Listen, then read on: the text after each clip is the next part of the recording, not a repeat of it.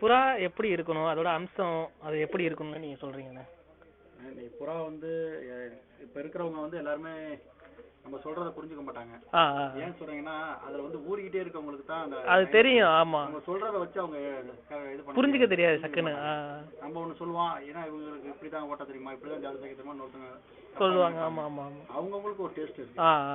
அதனால எங்க குருநாதர் வழியில நாங்க சேர்த்துட்டு இருக்கோம். எங்க லைன் ரெக்கா ஷேப் பாத்துட்டீங்க, பேஸ் லைன் பாத்தீங்க, நாங்க இதெல்லாம் வந்து எங்க குருநாதர் சொல்லி கொடுத்தது. இந்த மாதிரி லைன்ல இப்படி சேர்த்து இப்படி பறக்கும், இப்படி அடிக்கும், இதெல்லாம் வந்து அவரா சொல்லி கொடுக்கறது.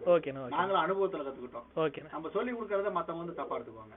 அதனால நான் வந்து யாருக்கும் அந்த இது பண்ண முடியும். விரும்பி கேட்கறவங்களுக்கு நான் சொல்லுவேன். எல்லாத்தையும் சொன்னோம்னா தவறுதலா போயிடும். ஆமா ஆமா ஆமா, ஒவ்வொருத்தவங்க ஒரு டேஸ்ட்ல இருப்பாங்க. சரிங்க சரி, அவங்க டேஸ்ட்டுக்கு தான் பரா சேர்ப்பாங்க. இதுல வந்து நம்ம சொல்ல முடியாது. Okay okay. இப்ப பொதுவா ஒரு இப்ப இந்த சீசன் தான் பட்டா எடுக்கிற சீசனு. ஒரு பட்டா இப்படி இருக்கணும், சாதா பட்டா இப்படி இருந்தா நல்லா டைம் பண்ணும் அப்படிங்கிற ஒரு சும்மா ஒரு 2 அம்சம். நெஞ்சு கொஞ்சம் விரிவாவும், பின்கூர் வந்து கூரா பொறுத்த வரைக்கும் ஓகேண்ணா. பெறா வந்து மைல் கிலோமீட்டர் பேடா ஓடும், பேடா போய் பெறா அடிபடாது. கண்ணோட ரிங்கு வந்து சுருங்கி விரிஞ்சா மேல போனாலும் வந்துரும் வீட்டுக்கு. இது கொஞ்சம் திருடு இருக்கணும், கண்ணு ஐஸ் லைனா காட்டக்கூடாது. திருடா இருந்தா பெறா அடிபடாது. உள்ளதுங்கண்ணே. நாட்டு கர்ணப்புறாவை பொறுத்த வரைக்கும் பிடிக்கும் போதே வாழை கொஞ்சம் விரிவா காட்டுச்சுன்னா அடி இருக்கும். ஆமாங்க, அது ஒண்ணு உள்ள அடி இருக்குன்னா நினைச்சப்ப ரொம்ப அடியா. ஆமா ஆமா, வாழை குறுக்கி திரும்ப விரிக்கணும்.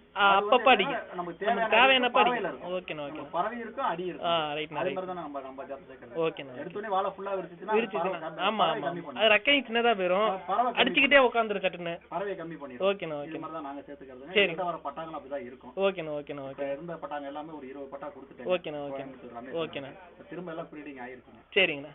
இப்ப நீங்க இந்த 16 வால் சொன்னீங்க தானே, அதனால கேக்குறேன். 14 வால், 16 வால், வெடிவால், இது டிஃபரன்ஸ் என்னன்னு இருக்கு? வெடிவாலுங்கிறது அது ஒரு லைனேஜ்ங்க. ஓகே, ஒரே ஒரு நம்பி என்ன இருந்ததுங்க. ஓகேண்ணா ஓகேண்ணா, ரொம்ப ஃபேமஸான லைனேஜ். ஆமாண்ணா ஆமாண்ணா, நல்லா பறந்த வெடிவால் லைனேஜ்னா அவர்ட்ட இருந்தது. எங்களுக்கு வந்து அவர் ரொம்ப அண்ணன், ரொம்ப வேண்டியவர். ஓகேண்ணா ஓகேண்ணா. புறா அந்த மாதிரி இந்த மாதிரி வெடிவால் புறானாலே விட மாட்டாரு.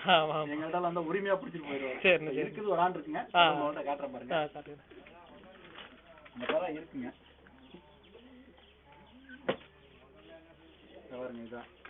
இப்ப எங்க அண்ணன் இருந்தாருன்னா கட்டிட்டு போயிருவாரு. கொண்டா தம்பி நான் எடுத்துட்டு போறேன் பாரு, எனக்கு பட்டா கொடுத்துருக்காங்க. ஓகேண்ணா. ரொம்ப பார்க்க அழகா இருக்கும், ஸ்ட்ரக்சர் அருமையா இருக்கும். இதுல வர குஞ்சுங்க, இதுல அந்த ஜடைக்கு. ஓகேண்ணா ஓகேண்ணா. இங்கே வெள்ளை வரும், ஒரு திரி வெள்ளை வரும். ரொம்ப அடையாளம்லாம் இருக்காது. இந்த பட்டாவே சுத்தமா இருக்கு. வீட்டுக்கிட்ட எதுவுமே வர்றதே அதான் சுத்தம், ரொம்ப சுத்தமா இருக்கும். அந்த பாருங்க காட்டு புது ஜாதைங்கன்னா அதுல பாத்தீங்க முது வெள்ளை பீட்டு, இதுல வந்து அப்படி வராதுங்க. நல்லா பரவும் பார்க்க, அதுவும் பொட்ட பட்டாவா இருந்தா சிட்டுக்குருவி மட்டும் சின்ன மடையில மூக்கு 6 மூக்கு மாதிரி இருக்கும், பார்க்க அழகா இருக்கும். ஓகேண்ணா. இந்த பராங்கல்ல இப்ப இந்த இடுப்பு பீட்டு, கால் நகம் மாறுறது, அதனால இடம் மாறி உட்காருறாங்க. அது அப்படிலாம் கணக்கு இல்லண்ணே, சொல்றாங்கண்ணே. எங்க தாத்தாவே சொல்லியிருக்காருங்க, எங்க தாத்தா புறாக்காருங்க. அவர் சொல்லுவார், முதுகு பீட்டு இருந்தா அடுத்த வீட்டை தான் தீனி திங்க. ஆமா ஆமா ஆமா, அவரோட அனுபவத்தை சொல்லுவாரு.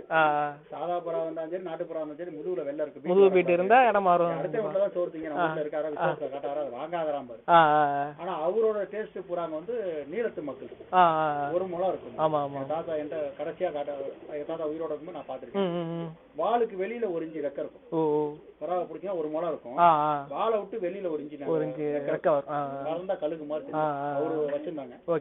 அவரு புறாதான் அவரோட மச்சின்ட்ட இருந்தது. வதியத்துல வந்து வண்டிக்காரன்னு சொல்லி அவர்கிட்ட இருந்தது, தாத்தாவோட மச்சின். அவரு வச்சிருந்தாரு. இனவெளி அழிக்காம வச்சிருந்தாங்க.